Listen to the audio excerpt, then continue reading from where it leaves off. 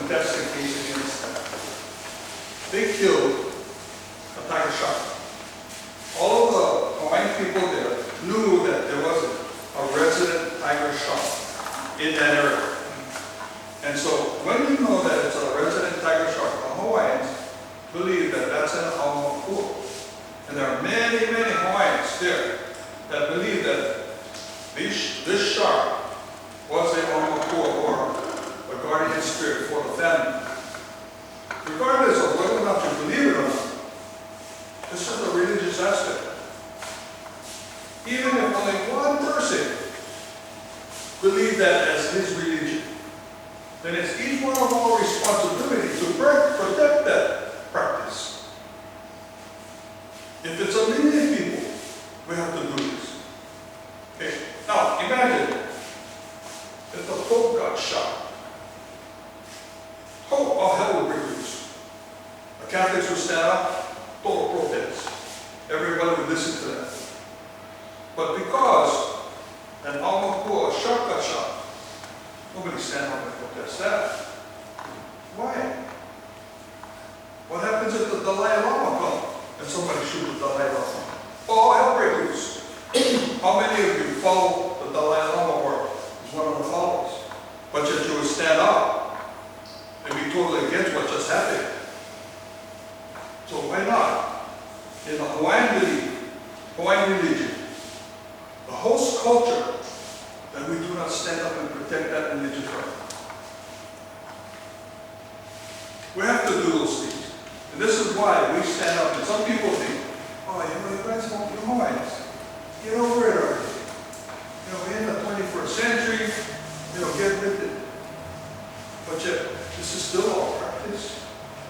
The state constitution guarantees these rights. And this is why we fight. And at the same time, it benefits all of you because we're protecting the resources so that the resources will always be. I'm sorry, Polly. Questions is coming up. You mentioned about the lease with the state. So they already have a lease, you're saying? Yes. So was there any consultation with the communities of that moment that took place? That was transparent? Okay. There had to be an EA, environmental assessment by Honolulu.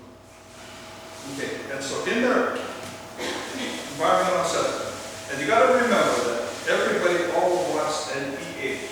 They do not want an EIS because it's going to cost a lot more money for them to do. They have to address the cultural impact, financial impact, the whole 9 yards, and they have to do it cleanly. And EA, they can just say, well, we've addressed these issues. We've addressed this, we've addressed this. Okay. And so getting back to your question, okay, the assessments was really, really easy for them to go through. And so what happened was that we had Nakupuna Okona, which was an elder organization from Kona. Nakupuna Moko'okeawe, the elder organization for the island. The Kanaka Council, as well as 5 or 6 other Hawaiian organizations that objected to Honolulu. Okay, all of the Hawaiian input, they totally ignored it. And it went full speed ahead because it was only an environmental assessment. And so, DLNR, in their wisdom, rubber stamped it and said, go ahead. Okay. These are some of the problems that we're dealing with at the state level. Regardless if all of us come back and we agree that this is not a good thing, the powers that be in Honolulu are the guys that's going to make the decision. They make the decision there, and how many of us are going to be able to fly to Honolulu and raise that objection? 0. So the rubber stamp approved. Now you have a fish farm in your neighborhood. It is not a fish pond, but a fish farm. Now you have to deal with that. In addition to that, you don't see it in the supermarkets. That's affordable. If we change that attitude and it became affordable and they were putting it into the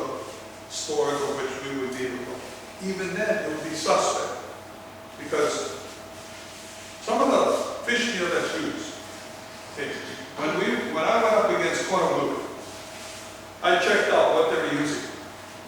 And they denied that they were using fish meal that came from China originally. Okay. And at that time, the Chinese were selling dog food to Walmarts, to Costco, to all of the major dog food manufacturers. And it was coming out of China. What did they have in those dog food? Melamine. Kill the dogs. All on the mainland. And so we knew that Honolulu was getting their fish meal from China. So we raised that question, does your fish food have melamine in it? Nope. Nope. No. Maybe. Maybe. But we don't buy it from China anymore. We get our fish meal from another source. So, being a good Hawaiian who does a due diligence and we go and research, we found out that they were buying their fish meal from Peru. Third world country that they buy their fish meal from. Anchovy fish meal. The entire resource of anchovies was being wiped out in Peru in order to provide the fish meal for these fish farms.